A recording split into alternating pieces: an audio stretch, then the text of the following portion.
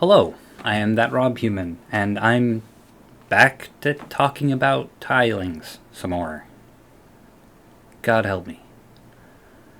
I'm making this video so that I can address some of the common recurring pieces of feedback that I've been getting about my previous two videos. Watch those if you don't have context. And I want to be able to link this video with timestamps to reply instead of copy and pasting or rewriting the same feedback or response to those bits of feedback each and every time I get them. So first I'm going to restate my thesis in broad terms. Again, those previous two videos show the progression of my ideas or thoughts on it, as well as go into detail on the thesis. And then I'll kind of go through the different points that I've gotten and bits of comments and feedback that I've gotten on these ideas and kind of address them as best I can. So my thesis is that I do not believe that Keen has at present made good use of the unified grid with the assets that are currently in the game. I understand that this is an alpha. I did not expect them to have a full understanding of the implications of the grid, any more so than I have a full and complete understanding of the implications of the unified grid. Did I just say small grid? I meant unified grid. Whatever. The unified grid. So this entire thing is an exploration of one of the aspects of what the unified grid could bring about in terms of build style. That is my thesis. I guess, if thesis is really the appropriate term for what I've just outlined. But that's why this is. On to feedback. Point the first. You're doing it wrong. Okay. I don't know what to tell you.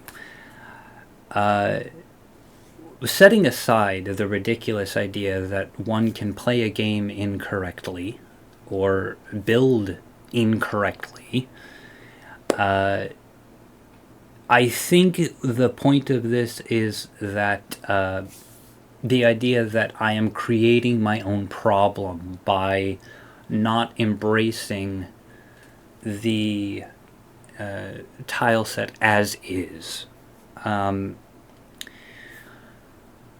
That's the point of feedback. Like, that's how the feedback loop works. I get an idea, or someone gets an idea, offers it to the people who are in a position to do something about it for their consideration and contemplation, and it goes from there. I'm not that prescriptivist. I do not think that this build style, this encapsulated cell style, is the right way to do this, any more than I think traditional, I'll call it that, building style is the right way to do it. There is no right way to do it. There is no wrong way to do it, except maybe not to do it. I'm not prescriptivist. Afford me that courtesy in return. Just because it is not the way that you would do it does not mean that it is not invalid and does not detract from the validity of the idea. If you are questioning the validity of the idea, I would ask you to reconsider whether or not you have a full understanding of what the idea actually is. Now, that being said, if it's not for you, it's not for you, that's fine. Sub-point. If you are feeling defensive at me pointing this out, close the video and tend to your rejection-sensitive dysphoria on your own terms instead of in my comments. If you feel defensive and feel the need to berate me for doing it wrong, go away. There's nothing for you here. I'm not interested. Point the second. It's not that big of a deal. You're right. It's not. I've been using the terms problem and issue in my previous videos, and I think that leads people to think that I'm overstating it, which, in the strictest terms, I suppose I am. Really what it is that I struggle for terminology. No, this is not a problem or an issue or a failure of Keen or Space Engineers 2. I think, in hindsight, a more appropriate term would be a potential missed opportunity. You know, don't ascribe aggressiveness to this feedback. There isn't any. This is just I don't have sufficient terms to couch them in the correct level of seriousness, which is to say minimal, that this actually deserves. So, you know, don't think I'm overstating it, because it's not that big of a deal, but that doesn't mean it's not worth saying, you know? Point the third. Why catwalk on floor? Fair point. I get this a lot, where people realize that I'm putting a catwalk on the floor and then building that. I get it. Not using it doesn't actually solve the problem, quote-unquote problem. I put catwalk on the floor with the assumption that we would eventually be getting some kind of more aesthetically pleasing floor tile. But even if I didn't make that assumption and didn't use catwalk, the problem would remain. And again, and I'm going to stop doing this, put problem in air quotes, because it's not a problem, just a, you know, manifestation of the potential missed opportunity. Like, come on, work with me here. So, if I don't put the catwalk here, right, and I instead just, you know, build off of the armor panel, that doesn't actually solve the problem, because I can't actually put the catwalk, or put the wall on top of the catwalk. Like, yeah, not putting the catwalk solves the problem for the first deck, but you still get this offset. And I'm going to borrow a machinist term throughout this video, which is cumulative error, or stacking error.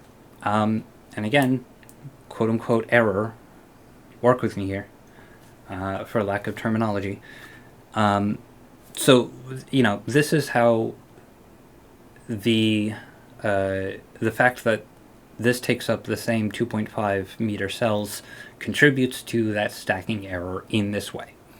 So, not using a catwalk on the floor doesn't actually solve the problem.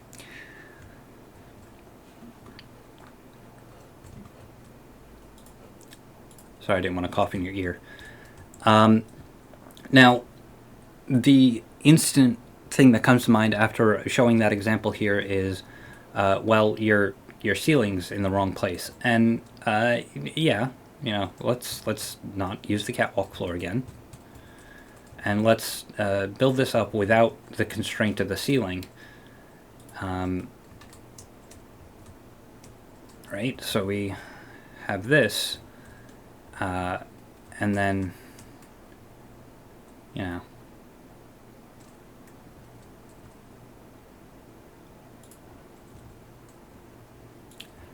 and here's our issue, right? This is, wrong button. This is what I meant about gap filling. In order to fill this gap, I would have to use 100 detail blocks. And yeah, that's not like a huge deal, but in terms of a whole ship, having to gap fill that much is, I think, less than ideal.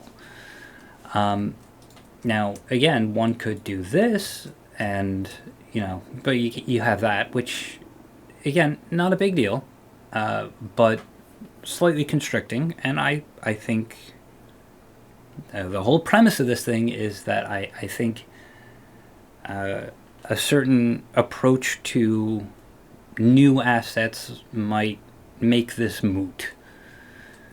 So that's what I'm saying here. Point the fourth. Why not sideways? Or I don't know how to actually describe this, except to show what I think people are saying, which is instead of stacking one on top of the other, why not put the catwalk and then put the wall tile next to the catwalk? It's like, sure, but as I do that, come on. Again, you're starting to see that stacking error, that cumulative error. So if I go 3 wide, it's going to get more and more out of sync. So that doesn't actually address the problem. I understand what you're saying, but it doesn't actually... this isn't actually a workaround. This just moves the direction from the vertical to the horizontal. We've pulled a Twilight Zone. Or was that Outer Limits? I can't remember which one did that in the introduction. So, again, I get it, but it doesn't actually solve anything. Now, an argument could be made to say, well, why have these tight constraints on the corridor? I could have an open space and yeah, I totally could, but again, the whole point of this is that discrete encapsulated cell that you subtract from to make space instead of jamming into. It's an alternative approach. I think it's viable. I think it's worth embracing. That's the whole premise. So if your suggestion is just, build this other way, you're missing the point. Point the fifth. 1, 2, 3. Fifth. Why not mod? Yeah, this is a good candidate for a mod. This whole encapsulated cell and assets that embrace the encapsulated cell style. Yes, very good candidate for a mod. So much so that if Keen doesn't go for this, and frankly, I don't think they will, I probably will author my first Space Engineers mod, which will be this. Assets that lean towards this playstyle. But I don't think that its good candidacy for a mod detracts from the validity of the feedback itself. The whole premise here is that I am positing that Keen is not embracing the implications of the unified grid as effectively as I think they could be. This build style, this encapsulated cell build style, is but one manifestation of that potential shortcoming. So even if Keen doesn't go for it, and even if it does end up being a mod, that does not mean that the feedback wasn't worth giving. So if some producer or designer at Keen sees this video and goes, huh, okay, and then runs with it in a completely different direction, then the feedback was still worth giving, even if this would be better off as a mod. Like, that doesn't detract from the validity of the feedback. Point the sixth, rescalable assets. I see a lot of people commenting that they would like to see rescalable assets and use the stairs, and rightfully so, as the example. And this is to address the whole the stair is slightly too short for a 3-meter tiling-esque feedback. And having dynamically scaled assets like that would be awesome. The problem here is that I think that the assets are set up in such a way that doing that is non-trivial and not feasible. Perhaps if the assets were designed to do that in the first place, it wouldn't be as infeasible as I think it currently is. In fact, in my first video, I made mention of the fact that, you know, if we wanted to fully embrace the idea of a encapsulated cell at 2.5 meters, a lot of assets would have to be remodeled. And in the second video, I was like, yeah, that's actually not a good idea because that's a lot of work for not sufficient gains. So, like, it's that whole work to benefit ratio that you have to play in as developers of anything, let alone game assets. So if the stairs were designed to do that from the beginning, I think that would be good. And I'm not necessarily convinced that you could do quite the same thing from a modeling perspective. Like, I don't think it would look as good because it would have to account for the dynamic scaling. The thing that springs to mind is a technique in graphics where it's called a 9-slice, I think, or a 9-box, where you have the corners and the edges and the center, and you can dynamically scale the container, and like the corners stay pinned to the corners and the edges repeat along their long axis and stuff. Look up 9-box, or I think it's called 9-box, and it's the 3D equivalent of that, right? Like, it stretches in certain places and doesn't stretch in certain other places. That's how I would approach this, but building the assets to do that would need to would require building the assets from the beginning to account for that. And I don't think that's necessarily a good use of Keen's time. Just my opinion. I could be wrong, and if Keen says, hey, Rob, you're wrong, that is worth your time, so much the better. But I want to at least acknowledge that was a point raised and why I think that's not necessarily all that viable. And then point the 7th is block bloat. In my second video, I mentioned that I think it would be a good idea to have 3-meter blocks, and I've seen a couple threads about having 1.25 meter blocks or 1.5 meter blocks, which honestly I'm all in favor of. More blocks the better. But block bloat is a thing that I see a lot as a counterpoint to having a multitude of blocks, a plurality of blocks. And yeah, I hadn't actually considered that, but upon thinking about it here, I don't actually think that block bloat is a problem. I think what people experience as block bloat is actually a manifestation of a different problem that is made more apparent by having more and more blocks. So having more and more blocks is not the problem. It is how a different problem becomes more and more apparent. And that is, I think this interface is less than ideal. I don't think it's an effective UI, and I know that Keen is going to probably take a swing at this and rejigger this a little bit.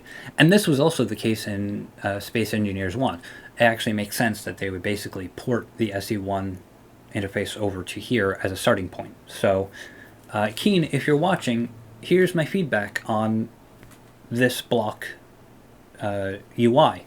And I think by addressing this interface, you would actually mitigate the pain point of having block bloat and that people are raising as an issue.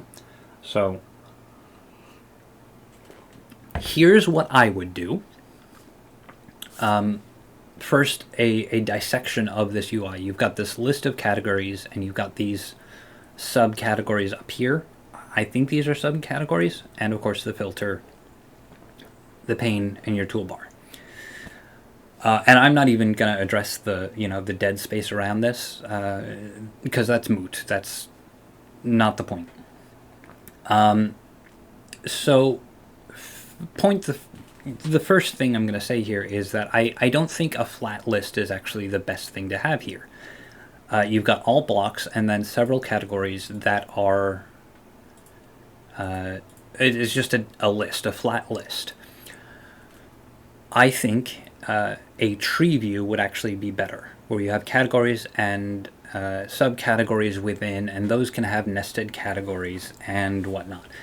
And right off the bat, I can imagine people would go, that makes it harder.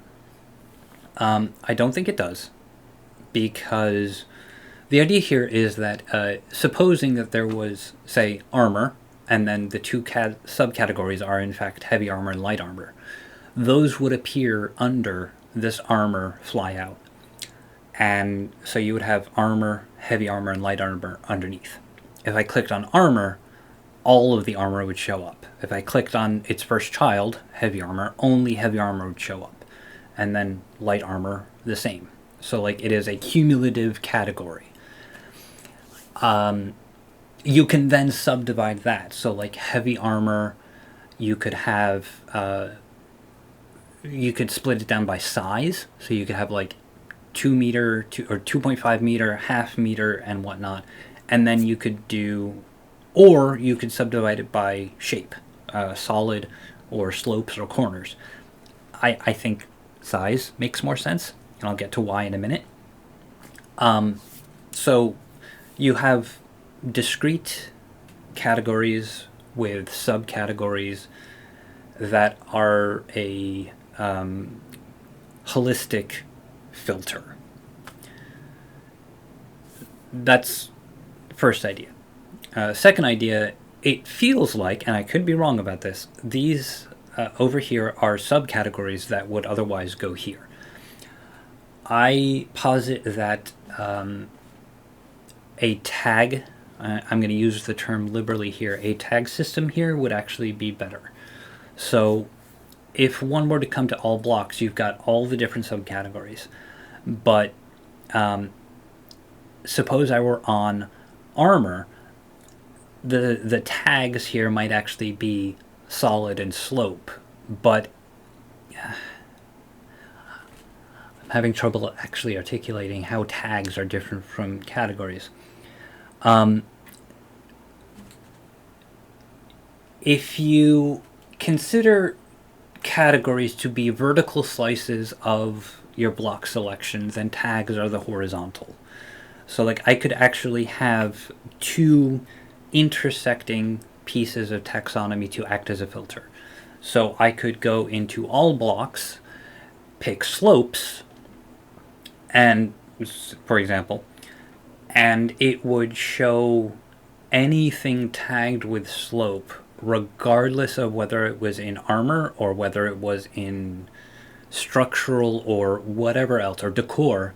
Anything that had a slope tag would show up when filtered here.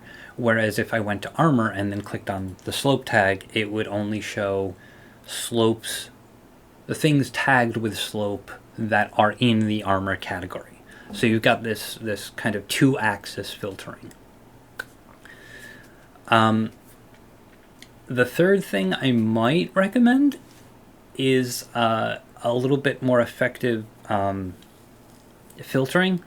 So you could potentially, and I don't feel strongly about this, but one could potentially have like a size filtering. I know that I just talked about having subcategories that are size based, but like that could be a thing.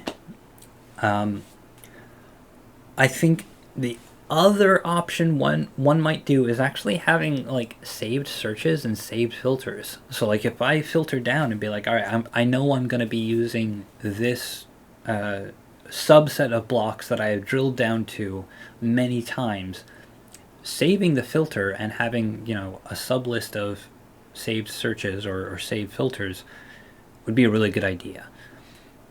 I think that would ease a lot of the pain of finding the one block that you need dozens and dozens of times.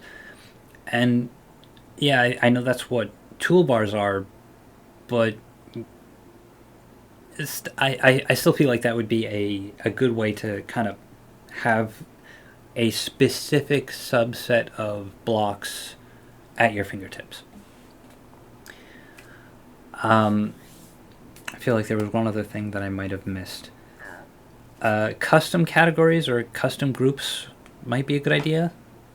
So like, be like, just slot in the thing. But again, that's kind of saved filters. Maybe both are a good idea. Not sure. I'm also going to mention that I've seen this feedback a lot elsewhere, which is a question about the groupings. So like you've got the the half meter and the 2.5 meter armor blocks in the same grouping. I don't think that's necessarily a problem, but I do think splitting them out by size is more effective. Bundling the 2.5 and the 0.5 in the same way, in the same group here, is probably a misstep. To that point, I also see this as a lot of feedback. You've got one selector to go through, which is the R key, both shape and size. Possible that if you want to keep the same holistic block group here and in the toolbar, having two different buttons to switch between size and shape might be warranted. Yeah, I think that would make navigating this a little bit better. But at the end of the day, also, I question whether an entirely holistic block group like this is a good idea. I've seen people give the feedback that they think custom groups might be a good idea, and yeah, I'm inclined to agree, but I don't know the feasibility of that. I don't know the feasibility of any of this, but like that's actually a really good idea, I think. +1 for them. So yeah, that's kind of my feedback here. I don't think block bloat is a bad thing. I don't even think block bloat is a problem. I think block bloat, or what people complain about when it comes to block bloat, is a manifestation of a UI that is not doing enough heavy lifting to do its job. So that's what I posit on the block bloat argument.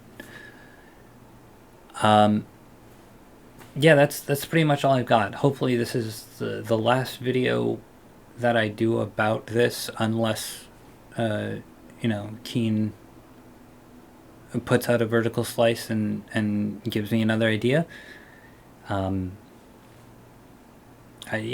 want to get back to making stuff instead of telling people in the comments to be like, just watch the damn video. So, let me have my time back. Anyways,